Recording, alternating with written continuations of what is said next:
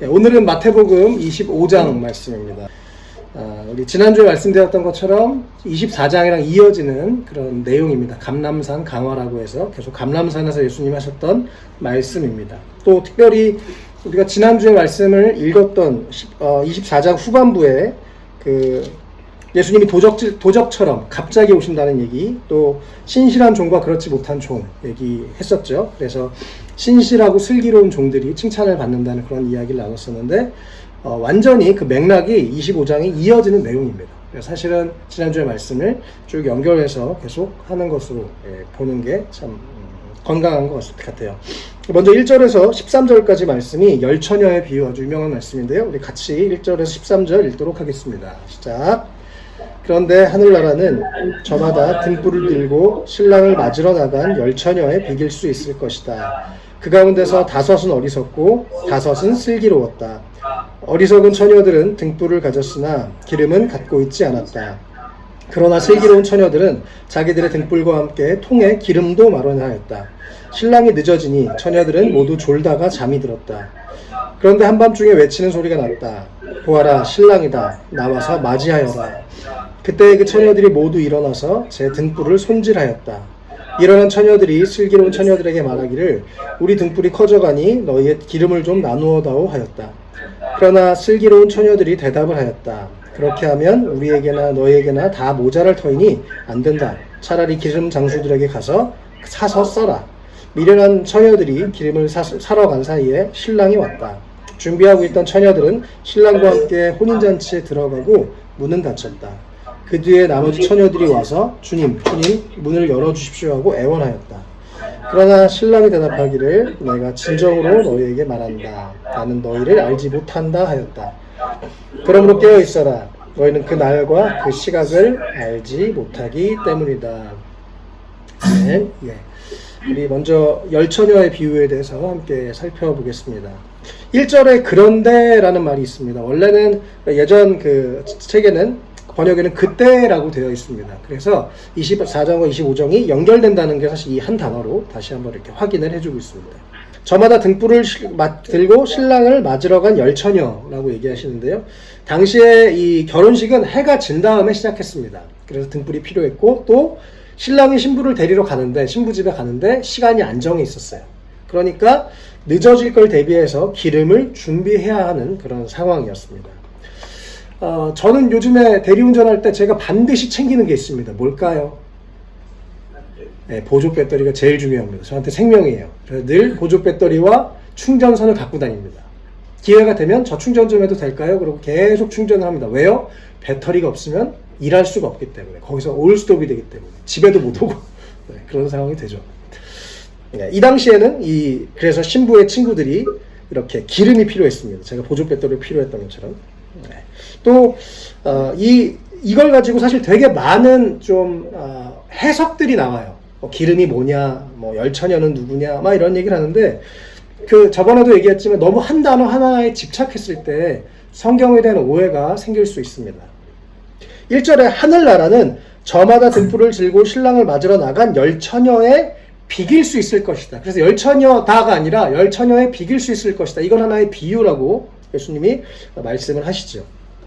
그래서 결국에 신랑을 맞이하는 것처럼 준비하고 있어라, 그 얘기를 하는 것입니다. 또 평소에 나중에 신랑이 오기 직전에 갑자기 준비하는 게 아니라 미리 깨어 준비하고 있으라고 하시는 얘기가 사실은 오늘 본문의 아주 주된 내용입니다.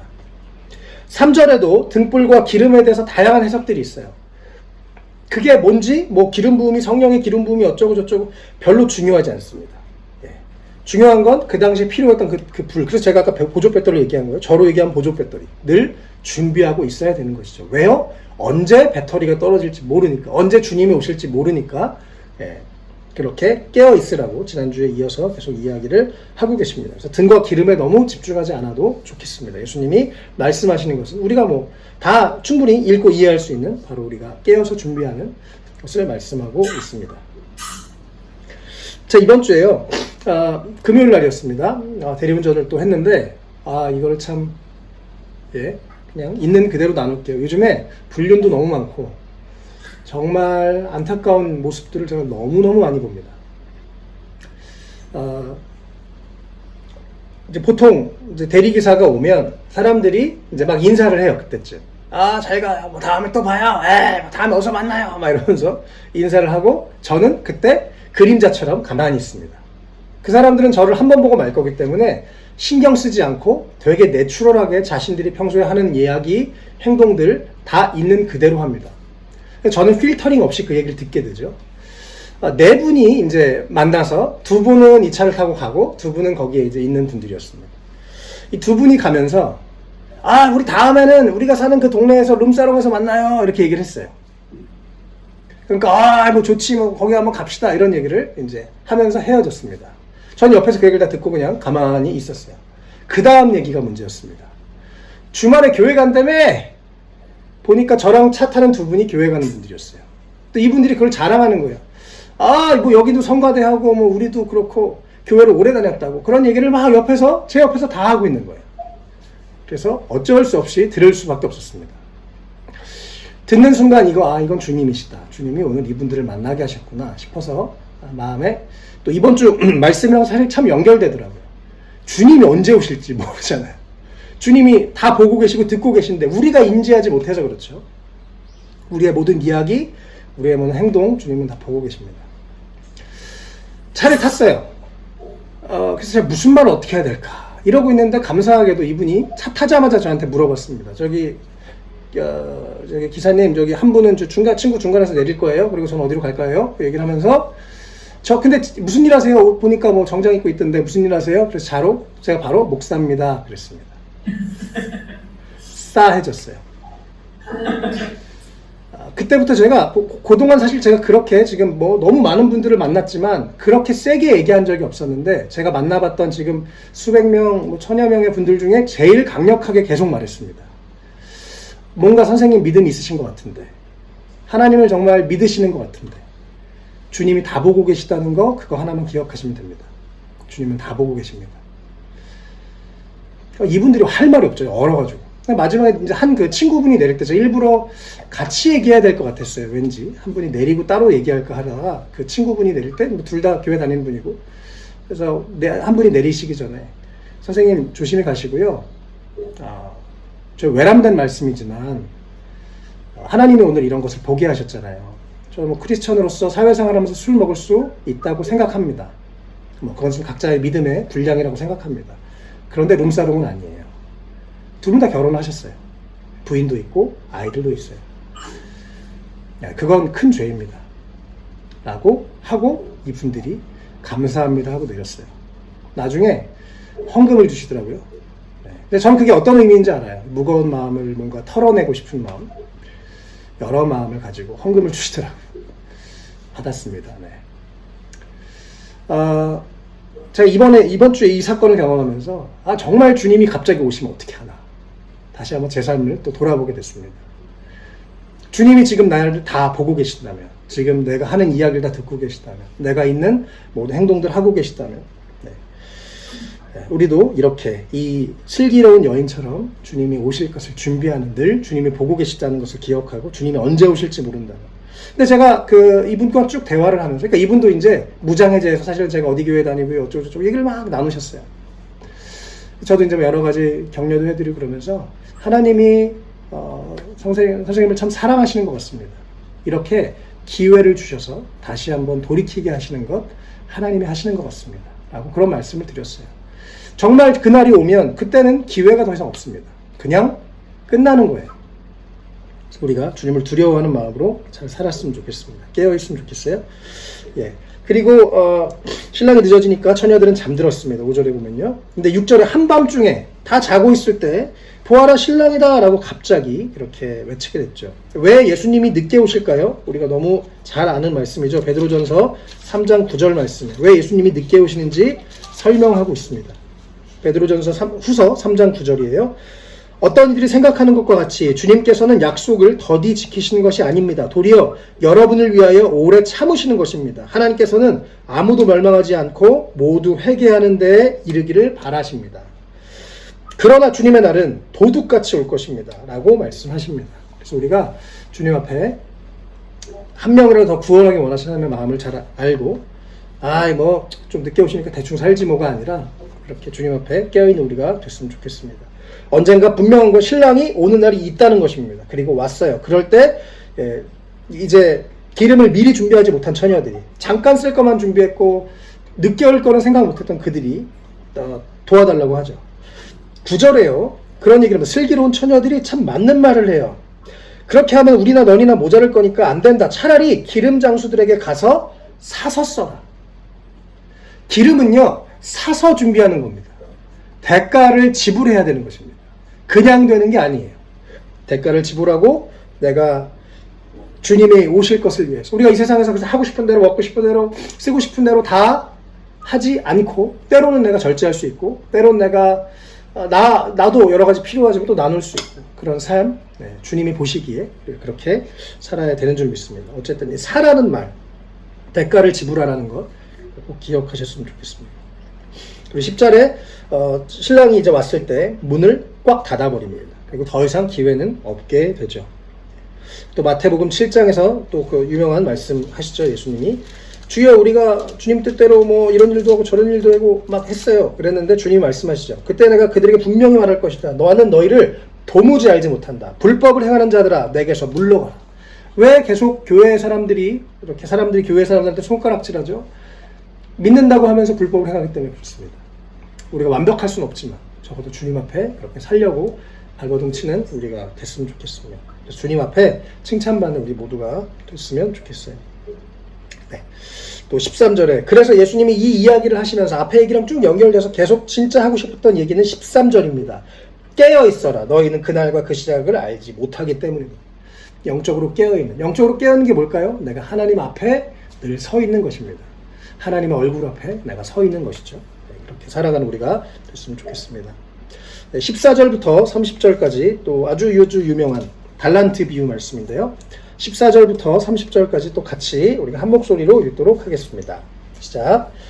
또 하늘나라는 이런 사정과 같다. 어떤 사람이 여행을 떠나면서 자기 종들을 불러서 자기의 재산을 그들에게 맡겼다. 그는 각 사람의 능력을 따라 한 사람에게는 5달란트를 주고 또 한 사람에게는 2달란트를 주고 또 다른 한 사람에게는 1달란트를 주고 떠났다. 5달란트를 받은 사람은 곧 가서 그것으로 장사를 하여 5달란트를 더 벌었다. 2달란트를 받은 사람도 그와 같이 하여 2달란트를 더 벌었다. 그러나 1달란트 받은 사람은 가서 땅을 파고 주인의 돈을 숨겼다. 오랜 뒤에 그 종들의 주인이 돌아와서 그들과 세물하게 되었다. 5달란트를 받은 사람은 5달란트를 더 가지고 와서 말하기를 주인님, 주인께서 5달란트를 내게 맡기셨는데 보십시오. 5달란트를 더 벌었습니다 하였다. 그 주인이 그에게 말하였다. 잘했다. 착하고 신실한 종아. 내가 적은 일에 신실하였으니 이제 내가 많은 일을 내게 맡기겠다. 와서 주인과 함께 기쁨을 누려라. 2달란트를 받은 사람도 다가와서 주인님, 주님께서 2달란트를 내게 맡기셨는데 보십시오. 2달란트를 더 벌었습니다 하고 말하였다. 그의 주인이 그에게 말하였다. 잘했다. 착하고 신실한 종아. 내가 적은 일에 신실하였으니 이제 내가 많은 일을 내게 맡기겠다. 와서 주인과 함께 기쁨을 누려라. 그러나 1달란트를 받은 사람은 다가와서 말하였다. 주인님, 나는 주인이 굳은 분이시라 심지 않은 데서 거두시고 뿌리지 않은 데서 모으시는 줄로 알고 무서워하여 물러가서 그 달란트를 땅에 숨겨두었습니다. 보십시오. 여기에 그 돈이 있으니 받으십시오. 그러자 그의 주인이 그에게 말하였다. 악하고 게으른 종아, 너는 내가 심지 않은 데서 거두고 뿌리지 않은 데서 모으는 줄 알았다. 그렇다면 너는 내 돈을 돈놀이하는 사람에게 맡겼어야 했다. 그랬더라면 내가 와서 내 돈에 이자를 붙여 받았을 것이다. 그때에서 그 1달란트를 빼앗아서 10달란트를 가진 사람에게 주어라. 가진 사람에게는 더 주어서 넘치게 하고 갖지 못한 사람에게서는 있는 것마저 빼앗을 것이다. 이 쓸모없는 종을 바깥 어두운 데로 내쫓아라. 거기서 슬피 울며 일을 가는 일이 있을 것이다. 아멘. 두 번째, 이 달란트 비유입니다. 14절에서 30절까지 말씀인데요. 이 달란트라는 말이 뭐냐가 참 중요해요. 원래 이게 금 달란트, 어떤 화폐 단위로 얘기할 때는 이 한 달란트가 노동자가 20년을 벌어야 하는 엄청난 금액입니다. 그래서 예를 들어 1년에 연봉이 제일 작게 노동자로 3천만 원이라고 잡았을 때 20년이니까 6천만 원이 되는 돈입니다. 6억이 된 돈입니다. 그래서 큰 돈을 얘기하죠. 그런데 이 달란트라는 단어가 우리가 지금 세상에서 많이 쓰는 것처럼 두 가지 의미가 있는데, 하나는 그 돈에 대한 그런 의미가 있지만 또 하나는 바로 재능이란 단어입니다. 근데 여기서는 재능으로 보는 게 맞습니다. 그리고 더 재밌는 건 이 재능이란 단어가요, 우리 저번에 사도행전에서 예전에 얘기했었던 권능을 받고 할 때 두나미스라는 단어입니다. 예. 그래서 권능을 받고 그 재능을, 하나님이 그 할 수 있는 능력을, 파워를 주신다는 것이죠. 사도행전에서 그렇게 얘기하시죠. 우리가 성령이 임하시면 권능을 받고, 여기서도 같은 디나미스라는 단어를 쓴다는 게 참 인상적입니다. 어쨌든요, 우리가 생각하는, 이 세상에서 생각하는 공평하심과 하나님의 공평하심은 많이 다릅니다. 저도 이 문제 가지고 많이 고민을 했었는데, 나는 왜 이렇게 어렵지, 힘들지, 이런 생각들을 어렸을 때 많이 했었는데, 여기서 보면 하나님은 각 사람에게 다양한 달란트를 주십니다. 불공평하잖아요, 하나님이라고 우리가 할 수 있는데, 하나님이 그걸 절대평가로 하지 않고 상대평가로 하십니다. 너 5개 받았지? 그럼 넌 5개 거둬야 돼. 너 2개 받았지? 그럼 넌 2개 거둬야 돼. 너는 다른 사람보다 힘든 데서 출발했지? 내가 널 이해해. 너는 다른 사람보다 좀 여유 있는 데서 출발했지? 더 많이 했었어야지. 라고 주님이 그렇게 각 사람에게 서로 다른 기준을 보시고 그 기준으로 판단을 하신다는 것이 참 인상적인 부분입니다. 하나님, 우리가 생각하는, 혹은 이 세상에서 생각하는 생각들보다 훨씬 더 차원이 높으신 분입니다. 인간이 절대적인 어떤 빈곤, 절대적인 어떤 문제보다 상대적 빈곤의 박탈감이 더 크다고 원래 하죠. 그건 세상의 논리고요. 우리는 비교하지 않고 내가 주님을 바라보고 주님 안에서 내 상황을 보고 또 내가 이 안에서 어떻게 주님께 순종하며 주의 뜻을 구할 것인가 생각하는 우리가 됐으면 좋겠습니다. 그래서 주님은 결코 네가 몇 개 있어 가지고 말씀하시지 않습니다. 그러나 어떤 결과를 냈느냐라고는 참 중요하게 여기서 계속 보시죠. 우리가 이미 본 것처럼 5달란트 받은 사람은 5달란트, 2달란트 받은 사람은 2달란트를 남겨야 하는 것입니다. 그리고 그들에게 성실하게 일하고 최선을 다했고 받은 달란트를 묵혀놓지 않고 사용해서 잘 열매를 맺은 사람들에게 주님이 칭찬하시죠. 21절에 잘했다, 착하고 신실한 종아. 우리 지난번에 이 24장 45절에서 신실하고 슬기로운 종을 얘기하셨는데, 여기서 또 착하고 신실한 종이라고 말씀하십니다. 그러면서 적은 일을 신실했으니 많은 일을 너에게 맡기겠다. 그리고 또 주인과 함께 기쁨을 누려라.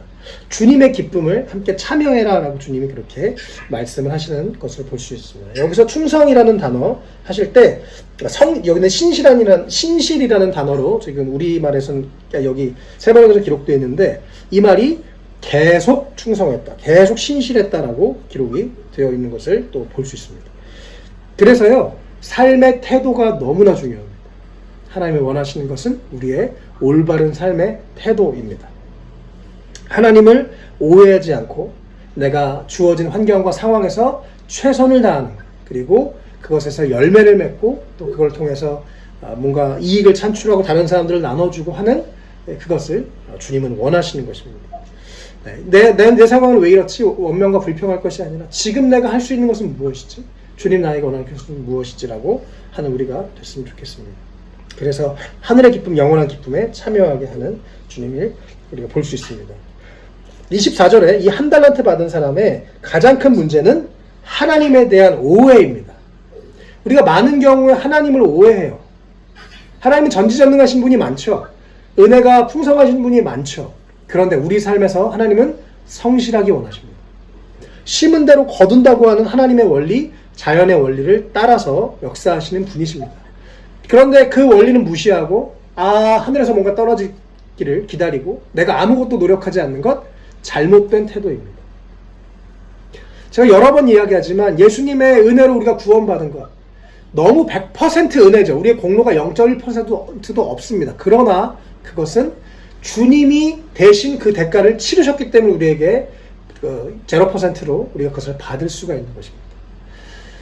주님 입장에서는 심었기 때문에 그 열매가, 생명의 열매가 나오게 된 것이죠. 우리 삶에 주님을 오해하지 않았으면 좋겠습니다.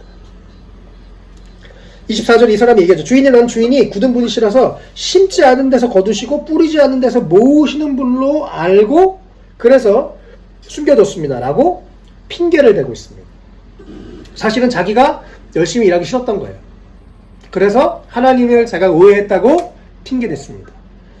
하나님의 오해이지만 동시에 그것은 핑계예요. 어쨌든 우리가 하나님께 핑계대지 않았으면 좋겠습니다.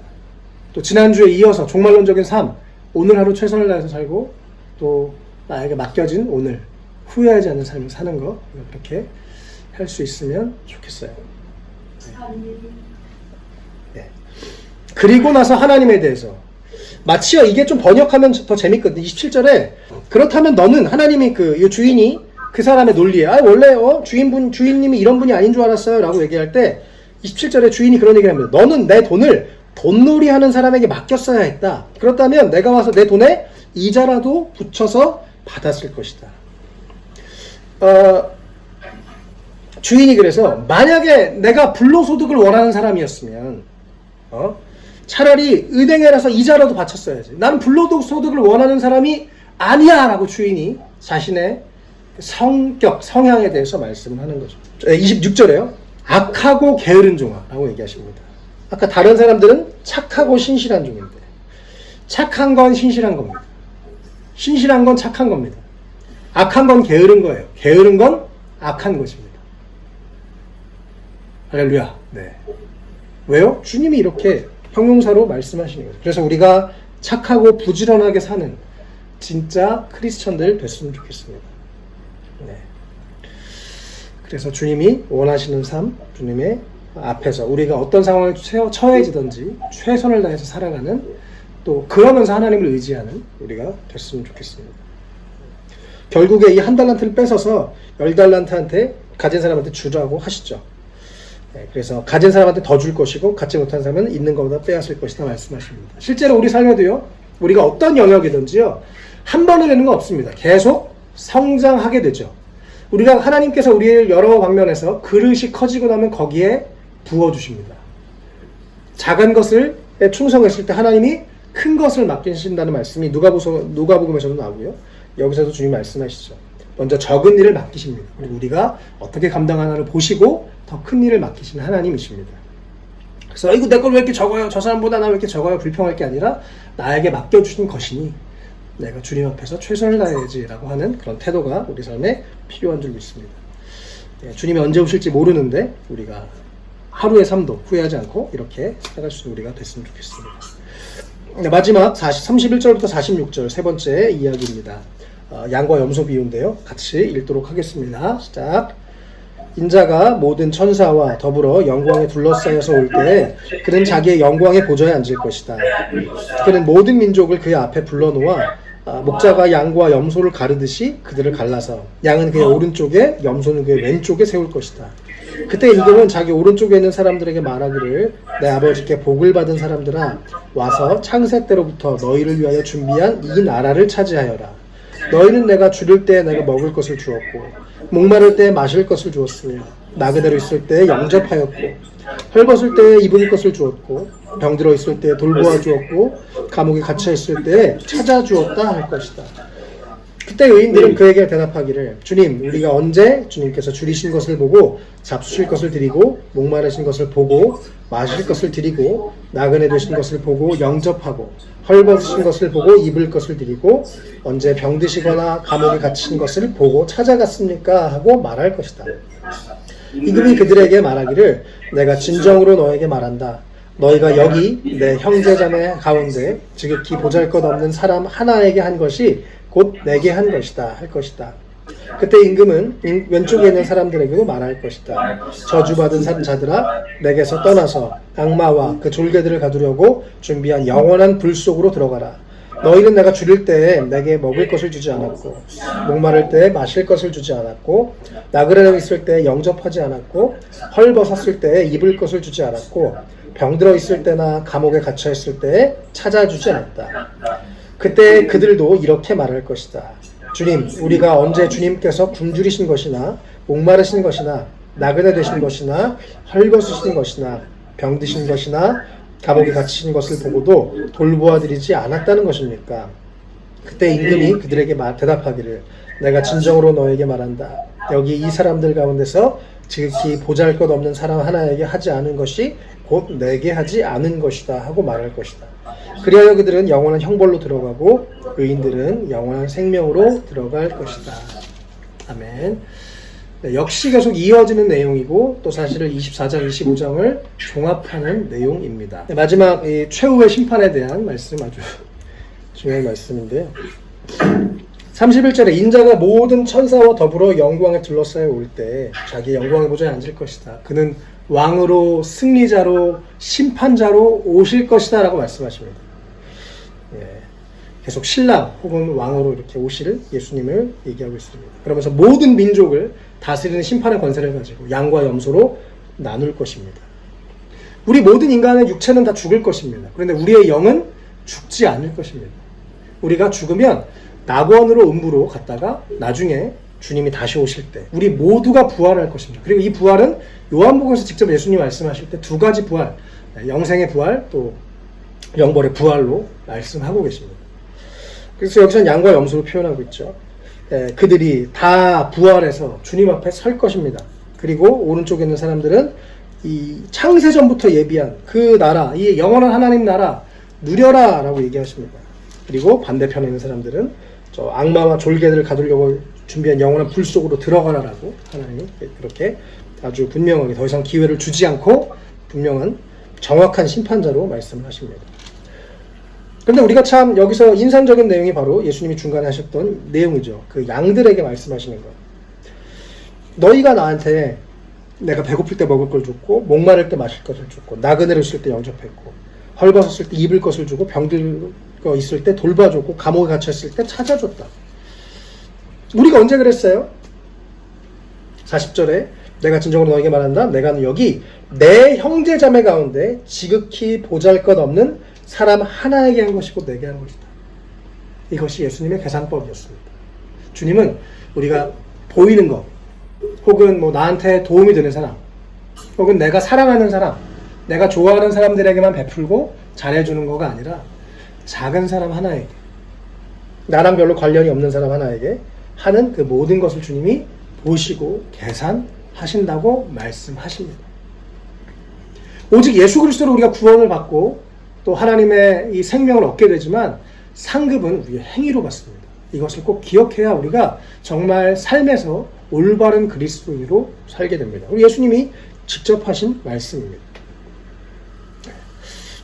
우리가 정말 그래서 이것처럼 오늘 예수님 말씀하신 것처럼 주변 사람들 그들에게 보이는 필요를 여러분 눈 감지 마십시오. 그리고 할 수 있는 것을 도와주시기를 축복합니다. 하나님 것을 다 기억하시고 복을 내려주실 것입니다. 이게 바로 하나님이 누군가의 필요를 보여주실 때 자꾸 저걸 돕고 싶고 어떤 부담을 주실 때 순종하는 것 이것이 바로 우리가 종말을 준비하며 사는 크리스천의 진짜 모습인 줄 믿습니다. 제가 대리운전할 때 게임처럼 느껴져요. 저기에 지금 3만 원이 있어. 지금 저 2만 원이 있어. 2만 포인트를 따야지. 그래서 막 달려가고 합니다. 참 재밌게도요. 제가 이제 누군가 거를 잡아요. 이제 막 5분, 10분 정도 막 뛰어갑니다. 그 사람을 기다리고 있고. 그럴 때 제 몸에서 아드레날린이 분비된 걸 제가 느낍니다. 돈이야.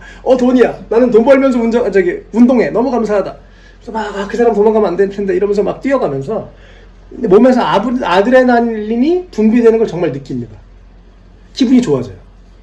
참 웃기죠? 사람이 신기하죠? 우리 삶에 우리 인생도 하늘의 포인트를 쌓는 게임으로 생각하시면 좋겠습니다.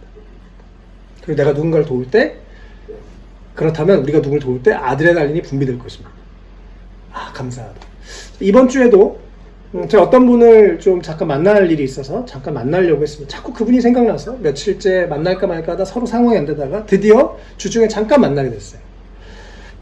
만났는데 이분이 마침 이 집에 있는 그 애완동물을 병원에 데려가서 시간이 많이 걸려서 제가 어쩔 수 없이 병원으로 가게 됐습니다.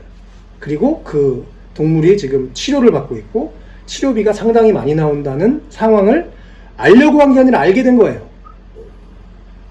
그래서 제가 이분이 이제 잠깐 저기 애완동물과 함께 진료를 하고 계실 때 그 계산대에 갔습니다. 마음에 10만 원이면 내가 좀 내주고 싶다 그런 생각이 들었어요. 그래서 주님께 순종하는 마음으로 갔습니다. 얼마예요? 물어봤더니 70만 원이에요. 그래서 제가 카드를 다시 넣었습니다. 네. 나중에 그분이랑 그냥 하나님이 저에게 이런 마음을 주셨어요. 그래서 제가 10만 원을 그분에게 보내드렸습니다. 그런데 얼마나 기쁜지 모르겠어요. 주님이 오늘 나한테 이분 이거 도우라고 하셨구나. 뭐 이게 또 다른 데서 주님이 그래 네가 수고했으니까 내가 너한테 채워줄게. 안 그래도 괜찮습니다. 할 수 있는 것, 내가 할 수 있는 만큼 주님이 주신 마음대로 순종하는 것 참 기쁜 일인 것 같아요. 또 어떤 선교사님 한 분이 연락이 왔어요. 그래서 제가 식사 맛있게 하세요. 거기서도 하나님의 풍성한 은혜를 누리기 바래요. 라고 카톡을 보내는 순간 제 마음에 계속 부담을 주시는 거예요. 너 말만 하냐? 밥 먹으라고 말만 해? 좋은 시간 보내라고 말만 해? 그래서 제가 이틀 동안 고민하다가 5만 원을 보냈습니다. 오늘 아침에 설교하기 전에. 설교하려고. 네. 안 하려고 했던 건 아니고 보내려고 그랬어요. 하나라도 행동하는 거, 하나라도 돕는 거, 우리에게 보여주시는 어떤 거, 우리가 세상을 어떻게 다 바꿀 수는 없지만 나에게 보여준 그 한 가지, 그 필요를 채우는 우리가 됐으면 좋겠습니다. 주님이 말씀하실 거예요. 너 그거 다 나한테 한 거야. 그 사람을 도운 게 아니고 너 나를 도운 거야. 너 내 마음을 시원하게 한 거야. 너 나한테 한 거니까 하늘에 포인트를 쌓았어라고 말씀하시는 겁니다. 네, 우리가 신앙이 뜬구름을 잡거나 영적이다 이런 말을 하면서 너무 막연한 이야기들을 하지 않았으면 좋겠습니다. 실제로 우리 주변에 한 사람에게 말 한마디라도 돕고 커피 쿠폰 하나라도 보내고 하나라도 할 수 있는 거, 우리가 꼭 또 돈이 아니더라도요, 할 수 있는 거 한 번 더 기도해주고 격려해주고 힘내라고 카톡 하나 보내주고 하는 우리가 됐으면 좋겠습니다. 실질적인 삶의 변화를 우리가 추구하고 또 그렇게 실제적으로 다른 사람을 돕는 그런 진짜 실제적인 크리스천.